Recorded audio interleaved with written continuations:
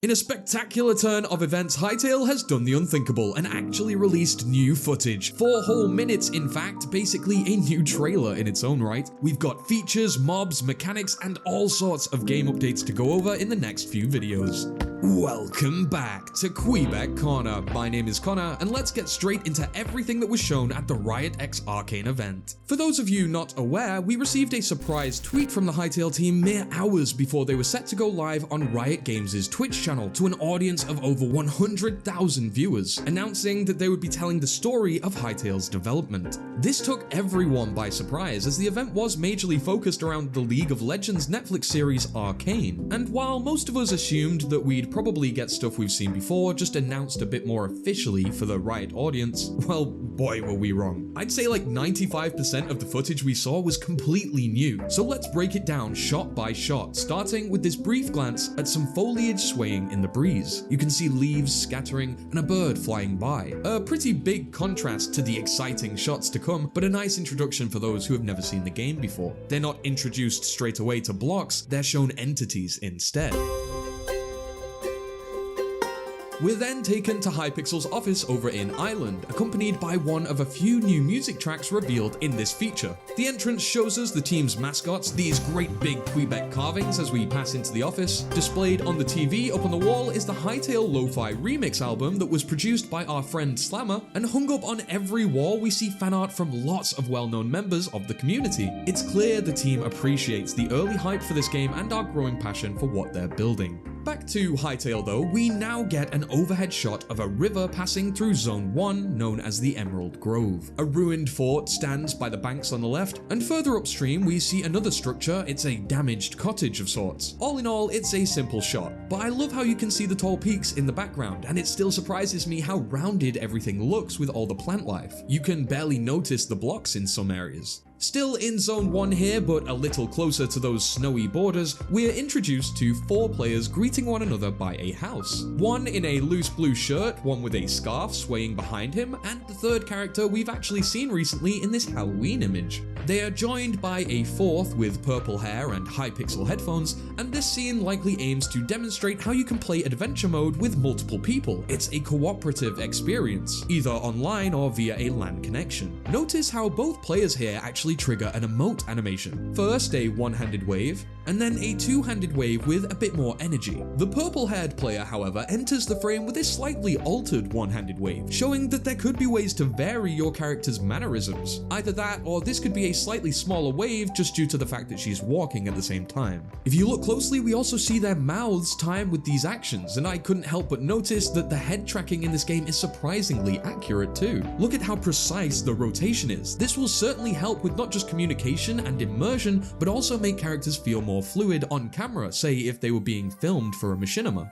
Next, we're taken to Zone 2, the Howling Sands, which as we know is mostly made up of vast stretches of desert. The tracking shot follows an owl, or more likely a hawk considering the environment, as it soars through a layered canyon. It passes by a familiar looking prefab, a ruined castle with 2 skeletal archers. Luckily, they're not taking any shots at our flying friend here. Remember, in most of these videos of the structures as well, we get to see how useful sideways slabs can be when it comes to shaping your builds. It just adds that extra layer of detail. The hawk continues to soar over a horse as well as some camels down below, which we've seen a few times in previous footage, and to the far left of the desert we see another structure as well as some green glowing entities. They're illuminating from what seems to be some sort of well or perhaps a temple. Ahead of us we're faced with a magnificent horizon and also a more deadly looking area riddled with bones and rib cages. Now if you're a regular on this channel, you'll know that we've been theorizing about these huge bones for the last 2 years. Hopefully we'll get an answer soon as to what these creatures really are. Maybe some sort of giant worm. We do know that the hostile bug race of Scarix live here, and it would make sense that they need to be kept well fed.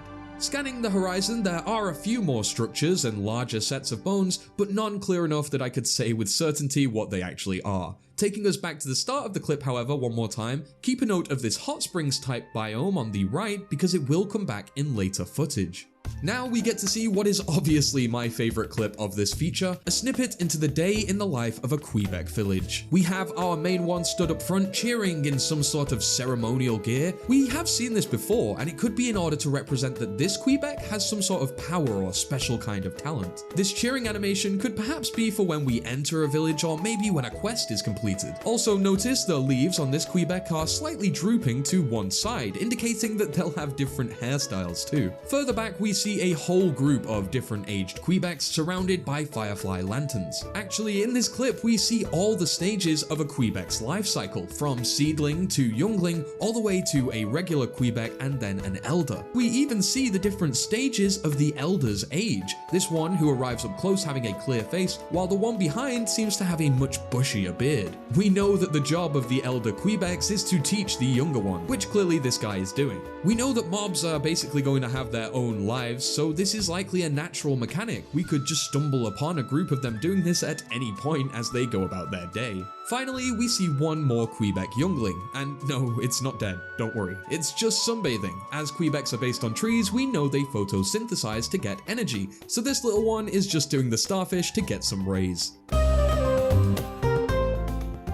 Moving on, we see another landscape from Zone 1. This time, notice the specks in the air. The stone pillars are perhaps some sort of biome feature too. This shot hasn't got much detail, of course, it's more just something to marvel at. The skybox sets an uplifting tone, and you can really feel the atmosphere the team are trying to convey. In the following shot, we see the return of our 4 explorers. This time though, they're in some sort of grand city, perhaps this one that we'll see later in the feature. Once again, this just shows us how expressive characters can be with emotes and facial movements. Behind them, we can catch both a pink-haired player running by and another in a red jacket and hat if you watch close enough. Next, we have our first proper shot in a while of Zone 3, the snowy tundra known as Borea. This mountain has some grazing bison, not to be confused with the turbo chicken bull, of course. There's no signs of the factions that inhabit this zone, however, those being the Outlanders and the Fawns. But I guess footage is footage, so who am I to complain? Then we see a Zone 2 player in gear more appropriate for the climate, with a walking stick to help fend against a raging sandstorm. It's hard to miss, they're actually passing through one of those large skeletons we saw earlier, and we can even see some human remains to the left here as well. Wherever this place is, it's quite the graveyard.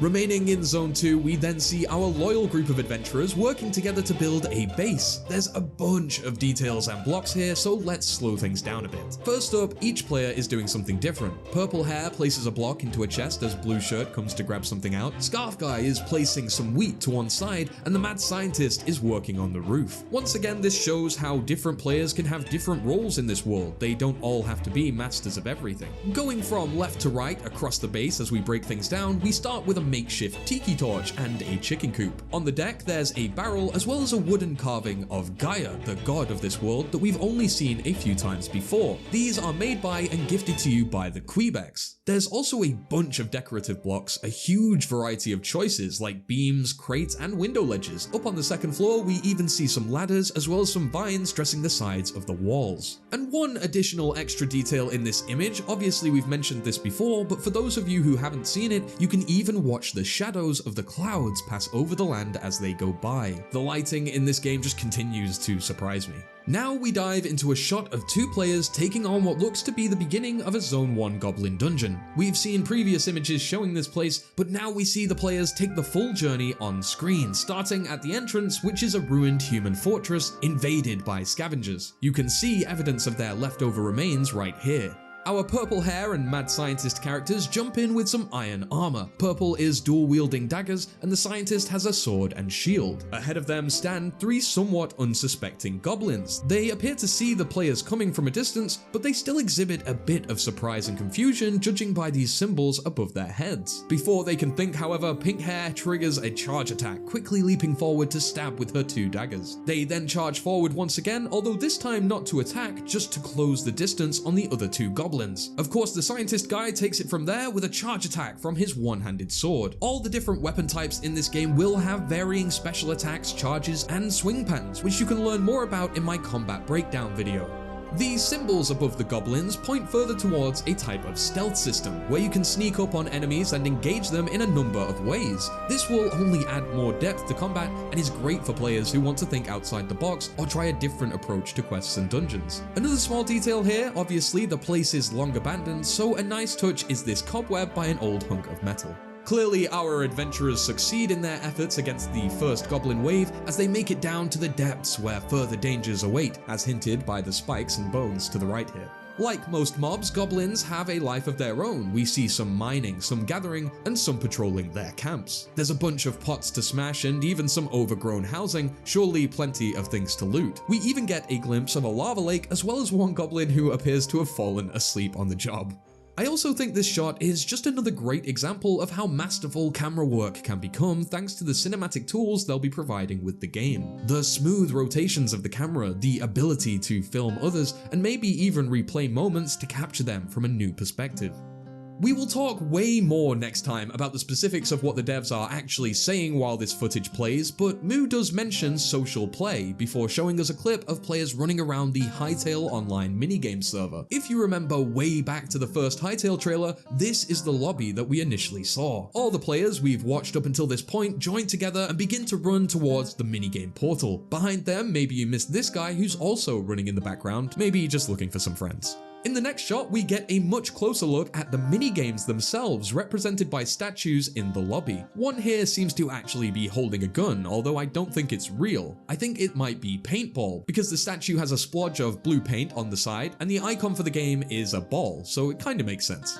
The one on the right seems to be a skeleton warrior representing Hypixel's original minigame, The Walls. We can see some sort of Skywars map on the far left, and on the right a sword is slowly being formed. Could this be build battle, duels, some sort of crafting game? Either way, I absolutely love how these icons look. Just imagine customizing these for your own games or worlds. The camera then proceeds to take us into the portal, fit with a newly updated texture, harkening all the way back once again to that very first trailer. And I get it, you may be thinking, geez, that is a lot. Like, maybe too much? Well, we're not even halfway through everything I've spotted. We've got a whole combat showcase, new customization tools, biomes, possible mods, and we've still yet to discuss what this whole thing means for Hytale going forward. We'll be finishing off this analysis in the next video, so make sure to turn notifications on. Until then, continue smiling, thank you for liking, subscribing, and thanks as always for watching Kweebec Corner. Stay safe and keep free.